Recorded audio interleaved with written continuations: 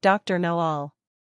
There was once upon a time a poor peasant called Crab who drove with 2 oxen a load of wood to the town, and sold it to a doctor for 2 thalers. When the money was being counted out to him, it so happened that the doctor was sitting at table, and when the peasant saw how well he ate and drank, his heart desired what he saw, and would willingly have been a doctor too. So he remained standing a while, and at length inquired if he too could not be a doctor. "Oh, yes," said the doctor. "That is soon managed." "What must I do?" asked the peasant. "In the first place, buy yourself an ABC book of the kind which has a cock on the frontispiece. In the second, turn your cart and your 2 oxen into money, and get yourself some clothes, and whatsoever else pertains to medicine. Thirdly, have a sign painted for yourself with the words, 'I am Dr. Knowall,' and have that nailed up above your house door." The peasant did everything that he had been told to do. When he had doctored people a while, but not long, a rich and great lord had some money stolen. Then he was told about Dr. Knowall, who lived in such and such a village, and must know what had become of the money. So the lord had the horses harnessed to his carriage, drove out to the village, and asked Crab if he were Dr. Knowall. Yes, he was, he said. Then he was to go with him and bring back the stolen money. "Oh, yes, but Greta, my wife, must go too."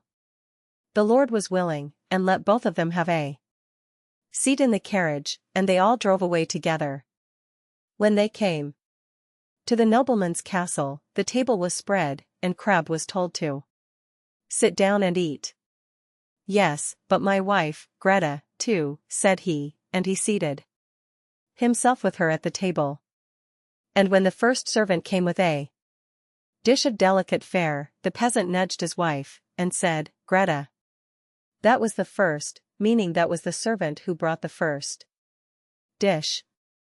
The servant, however, thought he intended by that to say, that is, the first thief, and as he actually was so, he was terrified, and said to his comrade outside, "The doctor knows all, we shall fare ill." He said I was the first. The second did not want to go in at all, but was forced. So when he went in with his dish, the peasant nudged his wife and said, "Greta, that is the second." This servant was equally alarmed, and he got out as fast as he could. The third fared no better, for the peasant again said, "Greta, that is the third." The fourth had to carry in a dish that was covered, and the lord told the doctor that he was to show his skill, and guess what was beneath the cover. Actually, there were crabs. The doctor looked at the dish, had no idea what to say, and cried, "Ah, poor crab." When the lord heard that, he cried, "There. He knows it, he must also know who has the money." On this the servants looked terribly uneasy, and made a sign to the doctor that they wished him to step outside for a moment. When therefore he went out, all 4 of them confessed to him that they had stolen the money, and said that they would willingly restore it and give him a heavy sum into the bargain if he would not denounce them, for if he did they would be hanged. They led him to the spot where the money was concealed. With this the doctor was satisfied, and returned to the hall, sat down to the table, and said, "My lord, now will I search in my book where the gold is hidden."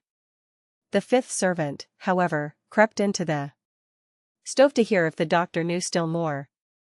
But the doctor sat still, and opened his ABC book, turned the pages backwards and forwards, and looked for the cock. As he could not find it immediately, he said, "I know you are there, so you had better come out." Then the fellow in the stove thought that the doctor meant him, and full of terror, sprang out, crying, "That man knows everything." Then Dr. Knowall showed the lord where the money was, but did not say who had stolen it, and received from both sides much money in reward, and became a renowned man. The 7 Ravens. There was once a man who had 7 sons, and last of all 1 daughter. Although the little girl was very pretty, she was so weak and small that they thought she could not live, but they said she should at once be christened. So the father sent one of his sons in haste to the spring to get some water, but the other 6 ran with him.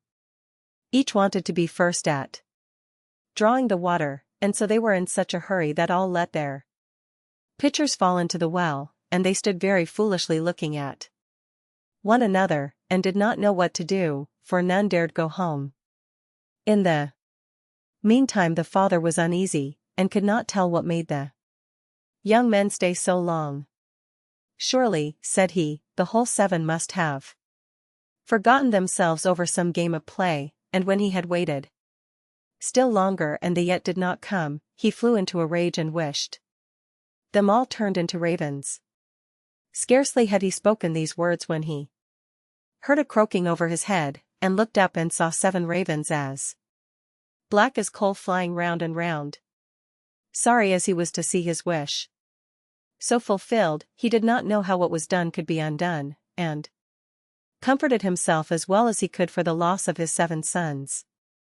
With his dear little daughter, who soon became stronger and every day more beautiful. For a long time she did not know that she had ever had any brothers, for her father and mother took care not to speak of them before her, but one day by chance she heard the people about her speak of them. Yes, said they, she is beautiful indeed, but still 'tis a pity that her brothers should have been lost for her sake. Then she was much grieved, and went to her father and mother, and asked if she had any brothers, and what had become of them. So they dared no longer hide the truth from her, but said it was the will of heaven, and that her birth was only the innocent cause of it. But the little girl mourned sadly about it every day, and thought herself bound to do all she could to bring her brothers back. And she had neither rest nor ease, till at length one day she stole away, and set out into the wide world to find her brothers, wherever they might be, and free them, whatever it might cost her. She took nothing with her but a little ring which her father and mother had given her, a loaf of bread in case she should be hungry, a little pitcher of water in case she should be thirsty, and a little stool to rest upon when she should be weary. Thus she went on, and journeyed till she came to the world's end. Then she came to the sun. But the sun looked much too hot and fiery, so she ran away quickly to the moon, but the moon was cold and chilly, and said, I smell flesh and blood this way, so she took herself away in a hurry and came to the stars, and the stars were friendly and kind to her, and each star sat upon his own little stool, but the morning star rose up and gave her a little piece of wood, and said, if you have not this little piece of wood, you cannot unlock the castle that stands on the glass mountain. And there your brothers live. The little girl took the piece of wood, rolled it up in a little cloth, and went on again until she came to the glass mountain, and found the door shut. Then she felt for the little piece of wood, but when she unwrapped the cloth it was not there, and she saw she had lost the gift of the good stars. What was to be done? She wanted to save her brothers, and had no key of the castle of the glass mountain, so this faithful little sister took a knife out of her pocket and cut off her little finger, that was just the size of the piece of wood she had lost, and put it in the door and opened it. As she went in, a little dwarf came up to her, and said, What are you seeking for? I seek for my brothers, the 7 ravens, answered she. Then the dwarf said, My masters are not at home, but if you will wait till they come, pray step in. Now the little dwarf was getting their dinner ready, and he brought their food upon 7 little plates, and their drink in 7 little glasses, and set them upon the table, and out of each little plate their sister ate a small piece, and out of each little glass she drank a small drop, but she let the ring that she had brought with her fall into the last glass. On a sudden she heard a fluttering and croaking in the air, and the Dwarf said, "Here come my masters." When they came in, they wanted to eat and drink, and looked for their little plates and glasses. Then said, one after the other, "Who has eaten from my little plate? And who has been drinking out of my little glass? Caw, caw. Well, I ween mortal lips have this way been." When the seventh came to the bottom of his glass, and found there the ring, he looked at it, and knew that it was his father's and mother's, and said, "Oh, that our little sister would but come! Then we should be free." When the little girl heard this, for she stood behind the door all the time and listened, she ran forward, and in an instant all the ravens took their right form again, and all hugged and kissed each other, and went merrily home. The Wedding of Mrs. Fox. First story. There was once upon a time an old fox with 9 tails, who believed that his wife was not faithful to him, and wished to put her to the test. He stretched himself out under the bench, did not move a limb, and behaved as if he were stone dead. Mrs. Fox went up to her room, shut herself in, and her maid, Miss Cat, sat by the fire, and did the cooking. When it became known that the old fox was dead, suitors presented themselves. The maid heard someone standing at the house door, knocking. She went and opened it, and it was a young fox, who said, "What may you be about, Miss Cat? Do you sleep or do you wake?" She answered, "I am not sleeping, I am waking. Would you know what I am making? I am boiling warm beer with butter. Will you be my guest for supper?" "No, thank you, miss," said the fox. "What is Mrs. Fox doing?" The maid replied, "She is sitting in her room, moaning in her gloom, weeping her little eyes quite red, because old Mr. Fox is dead. Do just tell her, miss, that a young fox is here, who would like to woo her." "Certainly, young sir." The cat goes up the stairs trip, trap. The door she knocks at tap, tap, tap. "Mistress Fox, are you inside?" "Oh, yes, my little cat," she cried. "A wooer he stands at the door out there. What does he look like, my dear? Has he 9 as beautiful tails as the late Mr. Fox?" "Oh, no," answered the cat, "he has only 1. "Then I will not have him." Miss Cat went downstairs and sent the wooer away. Soon afterwards there was another knock, and another fox was at the door who wished to woo Mrs. Fox. He had 2 tails, but he did not fare better than the first. After this still more came, each with 1 tail more than the other, but they were all turned away, until at last one came who had 9 tails, like old Mr. Fox. When the widow heard that, she said joyfully to the cat, "Now open the gates and doors all wide, and carry old Mr. Fox outside." But just as the wedding was going to be solemnized, old Mr. Fox stirred under the bench, and cudgeled all the rabble, and drove them and Mrs. Fox out of the house. Second story. When old Mr. Fox was dead, the wolf came as a suitor, and knocked at the door, and the cat who was servant to Mrs. Fox opened it for him. The wolf greeted her, and said, "Good day, Mrs. Cat of Carewit. How comes it that alone you sit? What are you making good?" The cat replied, "In milk I'm breaking bread so sweet. Will you be my guest, and eat?" "No, thank you, Mrs. Cat," answered the wolf. "Is Mrs. Fox not at home?" The cat said, "She sits upstairs in her room, bewailing her sorrowful doom, bewailing her trouble so sore, for old Mr. Fox is no more." The wolf answered, "If she's in want of a husband now, then will it please her to step below?" The cat runs quickly up the stair, and lets her tail fly here and there, until she comes to the parlor door. With her 5 gold rings at the door she knocks. "Are you within, good Mistress Fox? If you're in want of a husband now, then will it please you to step below?" Mrs. Fox asked, "Has the gentleman red stockings on, and has he a pointed mouth?" "No," answered the cat. "Then he won't do for me." When the wolf was gone, came a dog, a stag, a hare, a bear, a lion, and all the beasts of the forest, one after the other. But one of the good qualities which old Mr. Fox had possessed, was always lacking, and the cat had continually to send the suitors away. At length came a young fox. Then Mrs. Fox said, "Has the gentleman red stockings on, and has a little pointed mouth?" "Yes," said the cat, "he has."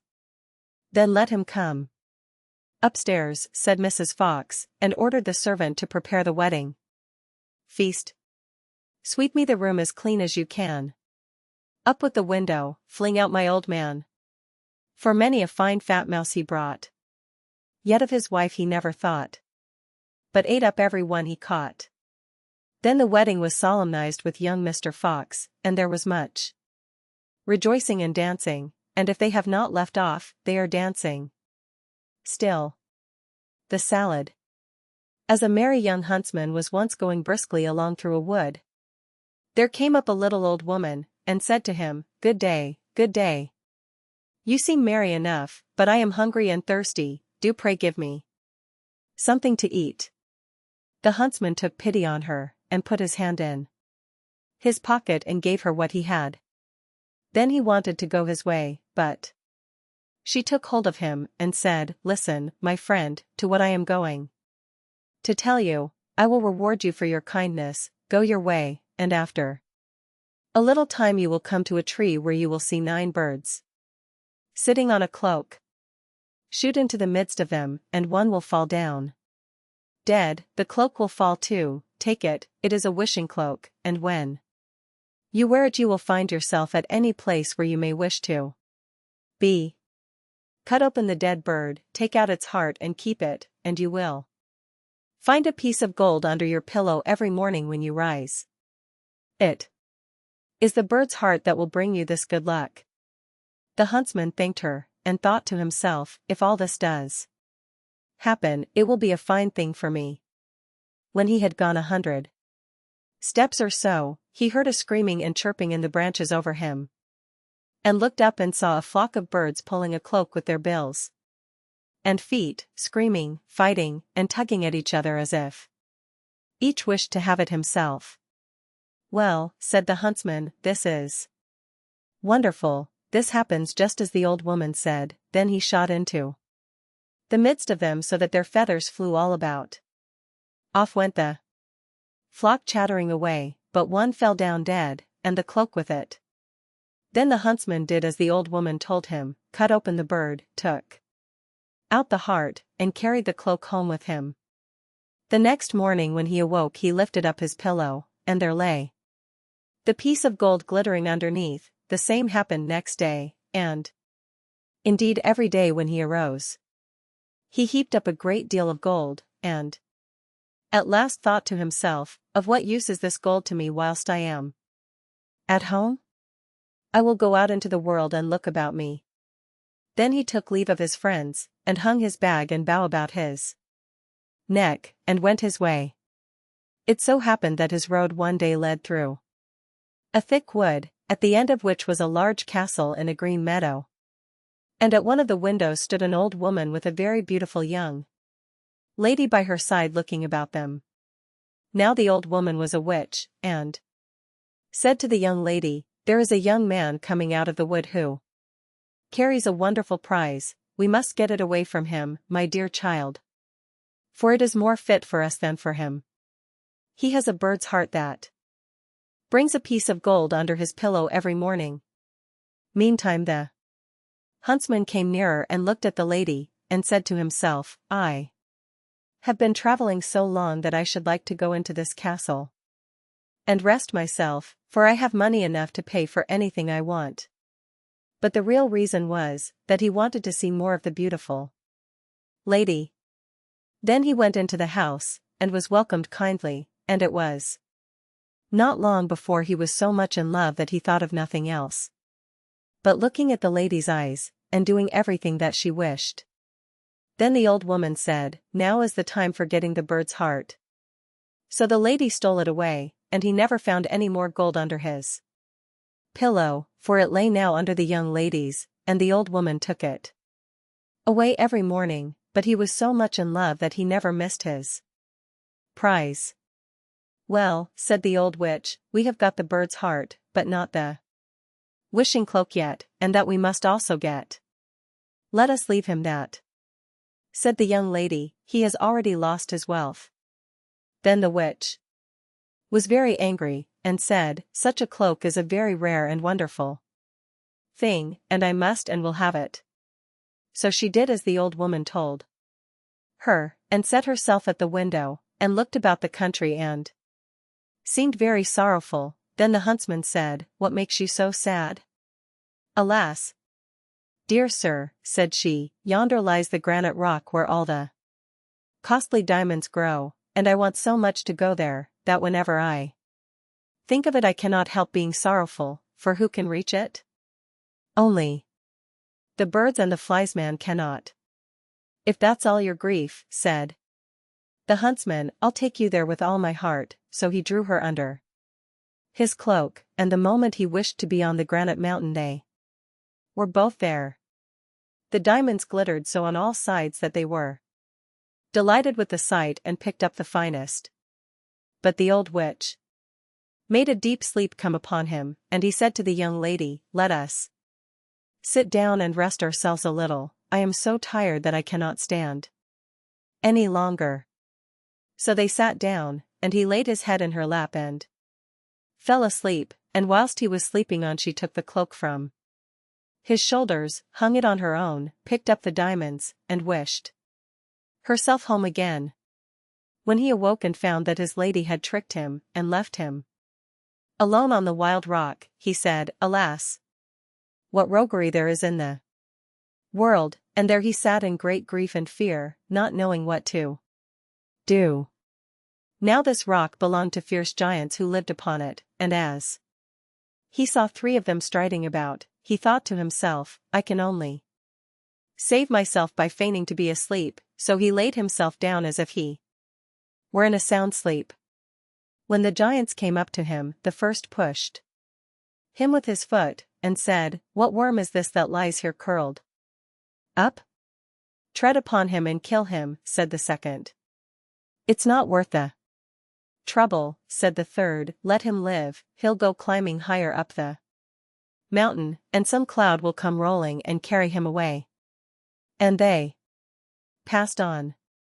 But the huntsman had heard all they said, and as soon as they were gone, he climbed to the top of the mountain, and when he had sat there a short time a cloud came rolling around him, and caught him in a whirlwind and bore him along for some time, till it settled in a garden. And he fell quite gently to the ground amongst the greens and cabbages.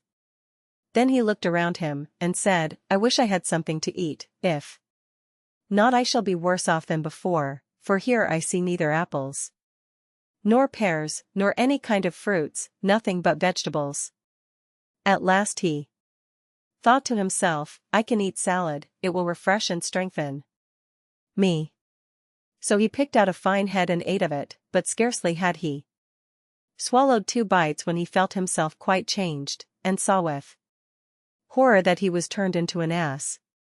However, he still felt very hungry, and the salad tasted very nice, so he ate on till he came to another kind of salad, and scarcely had he tasted it when he felt another change come over him, and soon saw that he was lucky enough to have found his old shape again. Then he laid himself down and slept off a little of his weariness, and when he awoke the next morning he broke off a head both of the good and the bad salad, and thought to himself, "This will help me to my fortune again, and enable me to pay off some folks for their treachery." So he went away to try and find the castle of his friends, and after wandering about a few days he luckily found it. Then he stained his face all over brown, so that even his mother would not have known him, and went into the castle and asked for a lodging. "I am so tired," said he, "that I can go no farther. "Countryman," said the witch, "who are you? And what is your business?" "I am," said he, "a messenger sent by the king to find the finest salad that grows under the sun. I have been lucky enough to find it, and have brought it with me, but the heat of the sun scorches so that it begins to wither, and I don't know that I can carry it farther." When the witch and the young lady heard of his beautiful salad, they longed to taste it, and said, "Dear countryman, let us just taste it." "To be sure," answered he, "I have 2 heads of it with me, and will give you 1 foot." So he opened his bag and gave them the bad. Then the witch herself took it into the kitchen to be dressed, and when it was ready she could not wait till it was carried up, but took a few leaves immediately and put them in her mouth, and scarcely were they swallowed when she lost her own form and ran braying down into the court in the form of an ass.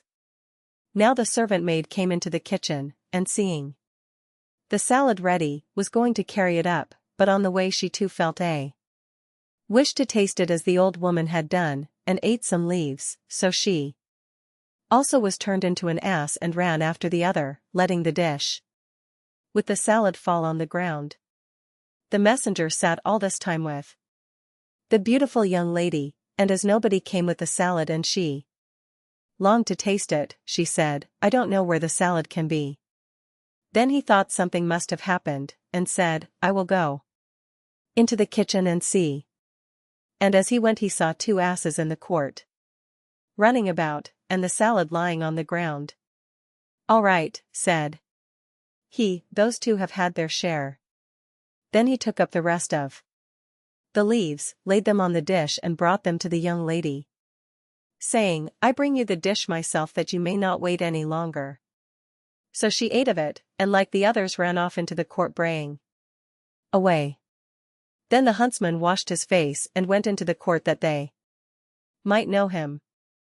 "Now you shall be paid for your roguery," said he, and tied them all 3 to a rope and took them along with him till he came to a mill and knocked at the window. "What's the matter?" said the miller. "I have 3 tiresome beasts here," said the other. "If you will take them, give them food and room, and treat them as I tell you, I will pay you whatever you ask." "With all my heart," said the miller. "But how shall I treat them?" Then the huntsman said, "Give the old one stripes 3 times a day and hay once, give the next, who was the servant maid, stripes once a day and hay 3 times, and give the youngest, who was the beautiful lady, hay 3 times a day and no stripes, for he could not find it in his heart to have her beaten." After this he went back to the castle, where he found everything he wanted.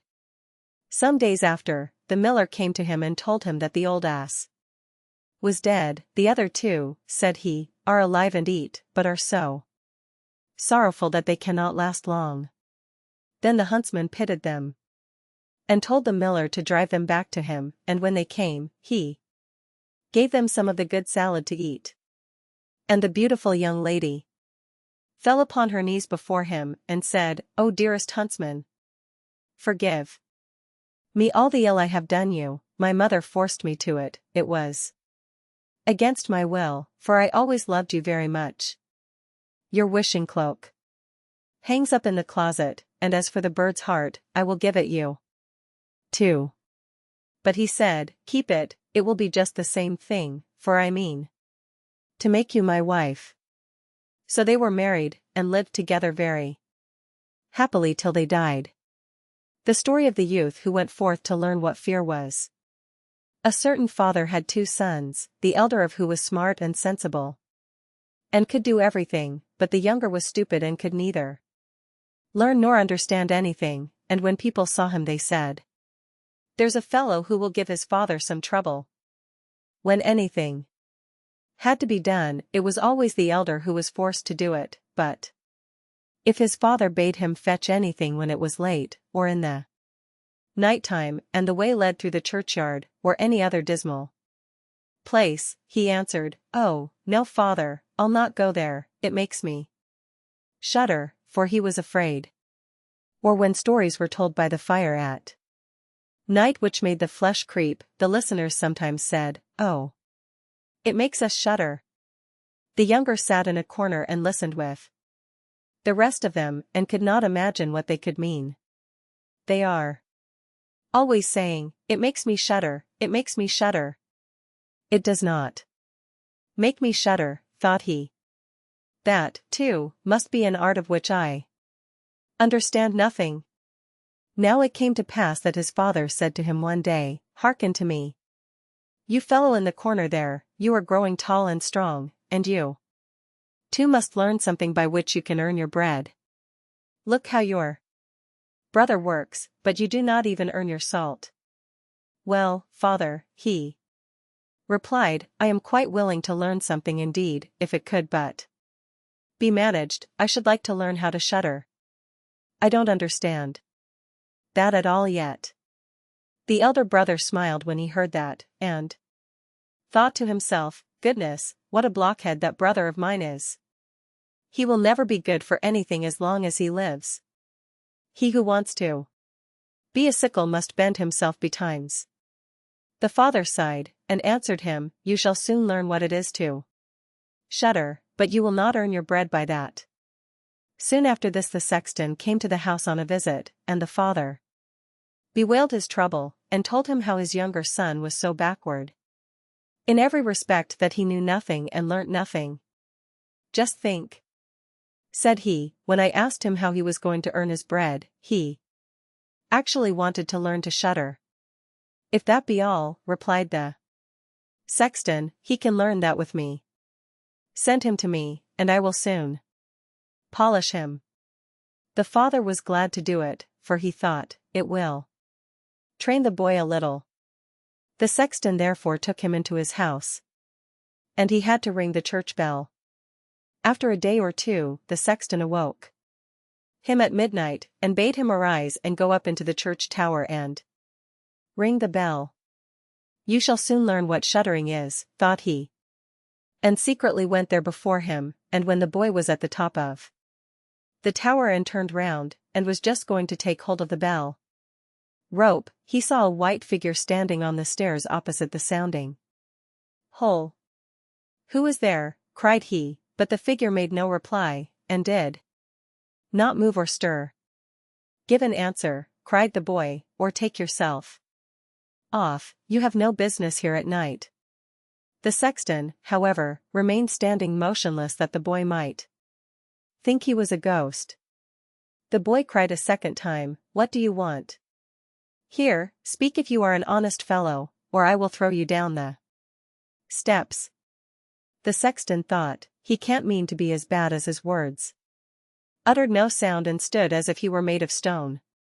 Then the boy called to him for the third time, and as that was also to no purpose, he ran against him and pushed the ghost down the stairs, so that it fell down the 10 steps and remained lying there in a corner.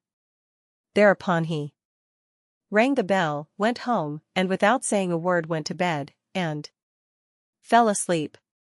The sexton's wife waited a long time for her husband, but he did not come back. At length she became uneasy, and wakened the boy, and asked, "Do you know where my husband is?" "He climbed up the tower before you did."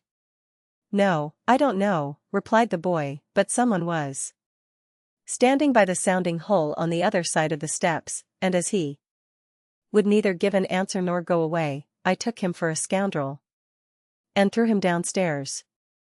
Just go there and you will see if it was he. I should be sorry if it were."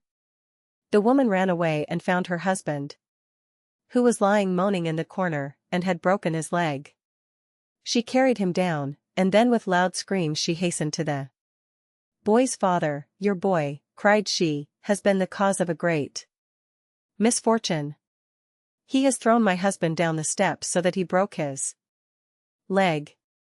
Take the good-for-nothing fellow out of our house." The father was terrified, and ran thither and scolded the boy. "What wicked tricks are these?" said he. "The devil must have put them into your head." "Father," he replied, "do listen to me. I am quite innocent. He was standing there by night like one intent on doing evil. I did not know who it was, and I entreated him 3 times either to speak or to go away. Ah, said the father, I have nothing but unhappiness with you. Go out of my sight. I will see you no more. Yes, father, right willingly, wait only until it is day. Then will I go forth and learn how to shudder, and then I shall, at any rate, understand one art which will support me. Learn what you will, spoke the father, it is all the same to me. Here are $50 for you.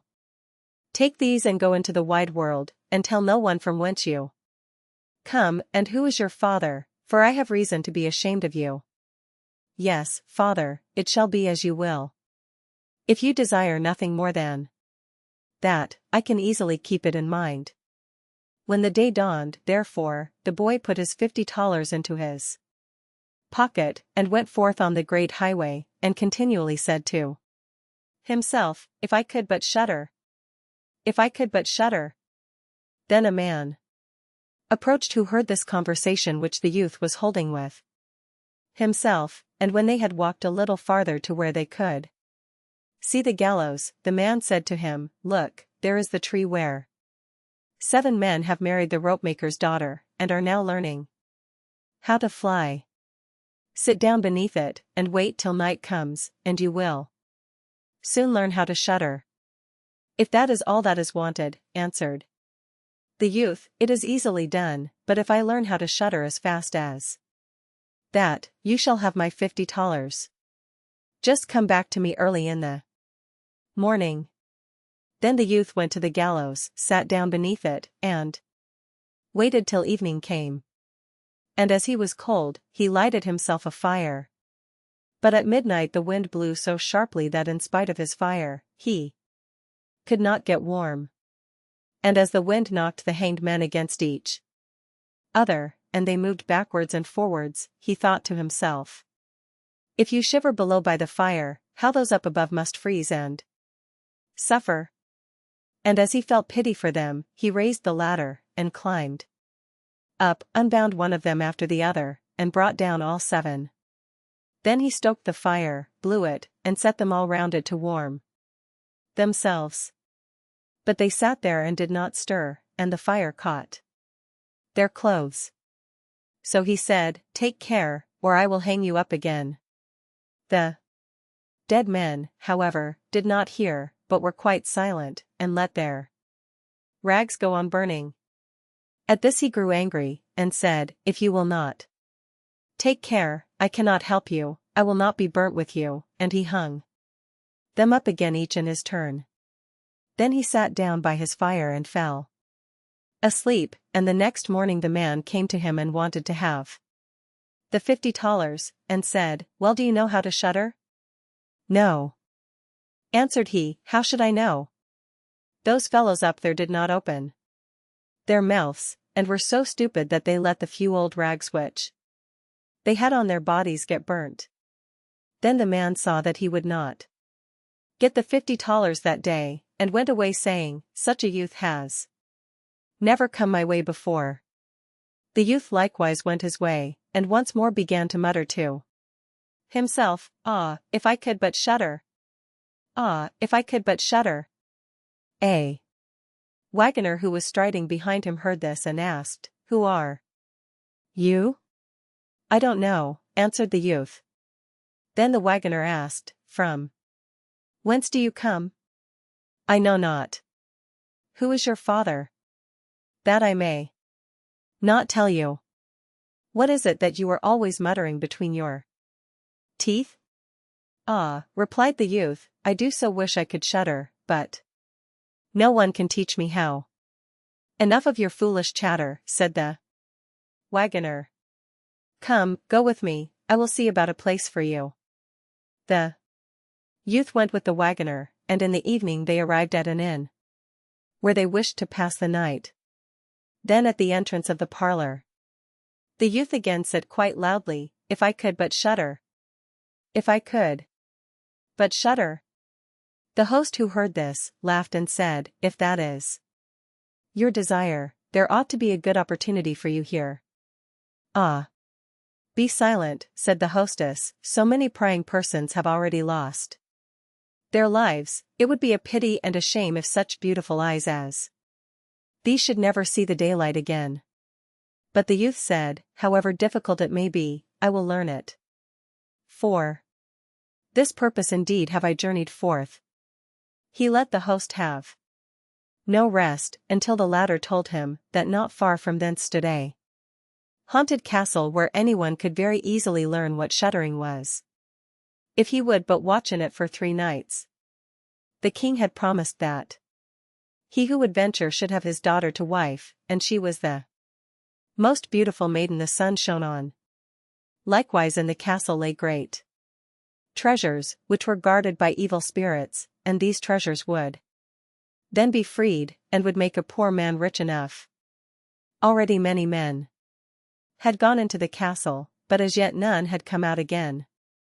Then the youth went next morning to the king, and said, if it be allowed, I will willingly watch 3 nights in the haunted castle. The king looked at him, and as the youth pleased him, he said, you may ask for 3 things to take into the castle with you, but they must be things without life.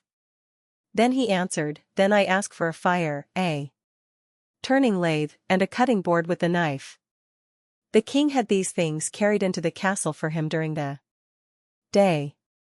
When night was drawing near, the youth went up and made himself a bright fire in one of the rooms, placed the cutting board and knife beside it, and seated himself by the turning lathe. Ah, if I could but shudder, said he, but I shall not learn it here either. Towards midnight he was about to poke his fire, and as he was blowing it, something cried suddenly from one corner, oh, meow! How cold we are! You fools, cried he, what are you crying about? If you are cold, come and take a seat by the fire and warm yourselves. And when he had said that, 2 great black cats came with one tremendous leap and sat down on each side of him, and looked savagely at him with their fiery eyes. After a short time, when they had warmed themselves, they said, Comrade, shall we have a game of cards? Why not, he replied, but just show me your paws. Then they stretched out their claws. Oh, said he, what long nails you have! Wait, I must first cut them for you. Thereupon he seized them by the throats, put them on the cutting board, and screwed their feet fast. I have looked at your fingers, said he, and my fancy for card playing has gone, and he struck them dead and threw them out into the water. But when he had made away with these 2, and was about to sit down again by his fire, out from every hole and corner came black cats and black dogs with red-hot chains, and more of them came until he could no longer move, and they yelled horribly, and got on his fire, pulled it to pieces, and tried to put it out. He watched them for a while quietly, but at last when they were going too far, he seized his cutting knife, and cried, away with you, vermin, and began to cut them down. Some of them ran away, the others he killed, and threw out into the fish pond. When he came back he fanned the embers of his fire again and warmed himself. And as he thus sat, his eyes would keep open no longer, and he felt a desire to sleep. Then he looked round and saw a great bed in the corner. That is the very thing for me, said he, and got into it. When he was just going to shut his eyes, however, the bed began to move of its own accord, and went over the whole of the castle. That's right, said he, but go faster. Then the bed rolled on as if 6 horses were harnessed to it, up and down, over thresholds and stairs, but suddenly hop, hop, it turned over upside down, and lay on him like a mountain. But he threw quilts and pillows up in the air, got out and said, now anyone who likes, may drive, and lay down by his fire, and slept till it was day. In the morning the king came, and when he saw him lying there on the ground, he thought the evil spirits had killed him and he was dead. Then said he, "After all it is a pity for so handsome a man." The youth heard it, got up, and said, "It has not come to that yet." Then the king was astonished, but very glad, and asked how he had fared. "Very well indeed," answered he. "One night is past, the 2 others will pass likewise." Then he went to the innkeeper, who opened his eyes very wide, and said, "I never expected to see you alive again. Have you learnt how to shudder yet?" "No," said he. "It is all in vain. If someone would but tell me." The second night he again went up into the old castle, sat down by the fire, and once more began his old song, "If I could but shudder." When midnight came, an uproar and noise of tumbling about was heard. At first it was low, but it grew louder and louder. Then it was quiet for a while, and at length with a loud scream, half a man came down the chimney and fell before him. "Hullo," cried he, "another half belongs to this. This is not enough." Then the uproar began again, there was a roaring and howling, and the other half fell down likewise. "Wait," said he, "I will just stoke up the fire a little for you." When he had done that and looked round again, the 2 pieces were joined together, and a hideous man was sitting in his place. "That is no part of our bargain," said the youth, "the bench is mine." The man wanted to push him away. The youth, however, would not allow that, but thrust him off with all his strength, and seated himself again in his own place. Then still more men fell down, one after the other. They brought 9 dead men's legs and 2 skulls, and set them up and played at 9 pins with them. The youth also wanted to play and said, "Listen you, can I join you?" "Yes, if you have any money." "Money enough," replied he, "but your balls are not quite round." Then he took the skulls and put them in the lathe and turned them till they were round. "There, now they will roll better," said he. "Hurrah! Now we'll have fun." He played with them and lost some of his money, but when it struck 12, everything vanished from his sight. He lay down and quietly fell asleep. Next morning the king came to inquire after him. "How has it fared with you this time?" asked he. "I have been playing at 9 pins," he answered, "and have lost a couple of farthings." "Have you not shuddered then?" "What," said he, "I have had a wonderful time. If I did but know what it was to shudder." The third night he sat down again on his bench and said quite sadly, "If I could but shudder." When it grew late, 6 tall men came in and brought a coffin. Then he said, "Ha, ha, that is certainly my little cousin, who died only a few days ago," and he beckoned with his finger and cried, "Come, little cousin, come." They placed the coffin on the ground, but he went to it and took the lid off, and a dead man lay therein. He felt his face, but it was cold as ice. "Wait," said he, "I will warm you a little," and went to the fire and warmed his hand and laid it on the dead man's face, but he remained cold.